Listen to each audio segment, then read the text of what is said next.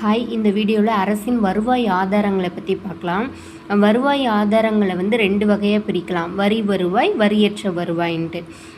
இப்போ எந்த வருவாய்க்கு வந்து வரி மூலயமா வருவாய் வருதோ அது வந்து வரி வருவாய், மற்றதெல்லாம் வந்து வரியற்ற வருவாய். அதுக்கு வருவாய் வரும், ஆனால் அதுக்கு வரி கிடையாதுங்கிறதெல்லாம் வரியற்ற வருவாய் இருக்கும்.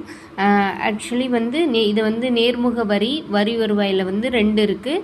நேர்முக வரி, மறைமுக வரின்னு 2 இருக்குது.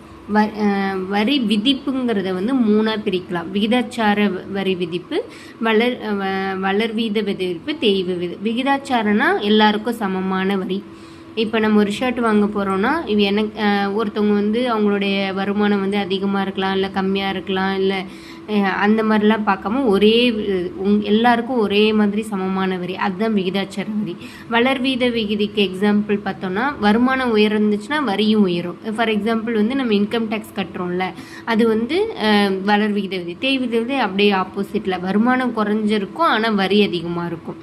இப்போ வந்து வரி வருவாயே நான் ஆல்ரெடி சொன்ன மாதிரி 2 வரி இருக்குது. நேர்முக வரி, மறைமுக வரி. நேர்முக வரியில் வந்து வரி வந்து யார் ஆக்சுவலி கட்டுவாங்கன்னா நம்ம சிட்டிசன், நம்மள வரி உள்ள சிட்டிசன்ஸ் தான் கவர்மெண்ட்டுக்கு வந்து கட்டுவாங்க.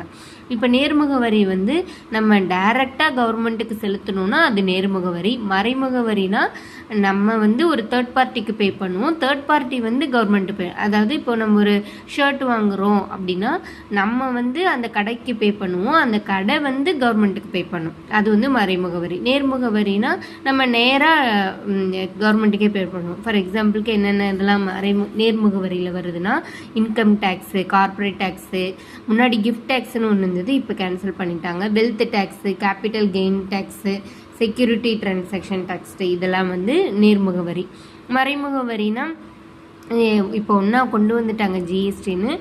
முன்னாடி excise duty, sales VAT, custom duty, cess, இது எல்லாமே வந்து மறைமுக வரி.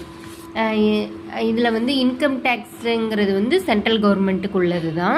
இது வந்து 1860 ஜேம்ஸ் வில்சன் அவங்க தான் வந்து அறிமுகப்படுத்தினாங்க. ஏன்னா 1857 வந்து பெரும் புரட்சி நடந்திருக்கும்ல, அதில் வந்து நிறைய லாஸ் ஆகிருக்கும் உங்கள் கவர்மெண்ட்டுக்கு, அதனால் கொண்டு வந்தது தான்.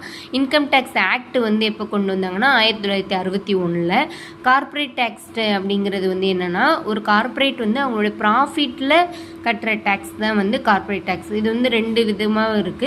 இந்தியன் கம்பெனிக்கு ஒரு மாதிரியும், ஃபாரின் கம்பெனிக்கு ஒரு மாதிரியும்.